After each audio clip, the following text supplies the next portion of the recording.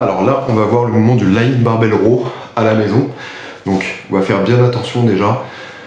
Mettre une chaise, du coup, au niveau du support arrière du banc pour surélever en fait le banc et avoir plus d'amplitude sur la phase de descente du rowing, donc du tirage.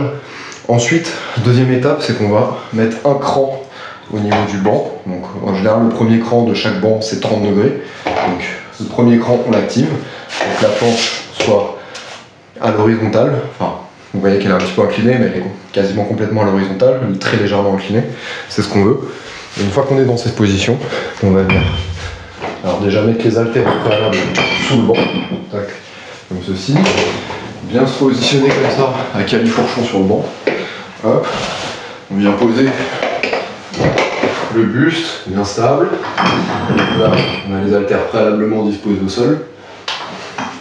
Donc on vient les prendre un par un, tac, on stabilise bien derrière, au niveau des pieds, etc. On trouve un petit peu son ancrage, hein.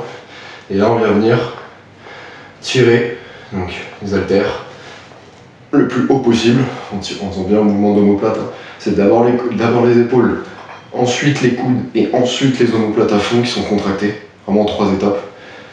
Et on vient redescendre. Après l'inclinaison des coudes, plus je suis écarté vers l'extérieur, plus je vais cibler les trapèzes supérieurs, donc les muscles qui sont en haut de l'épaule, plus je vais resserrer, plus je vais cibler plutôt les muscles qui sont à l'intérieur de l'omoplate, donc plus les muscles au milieu du dos.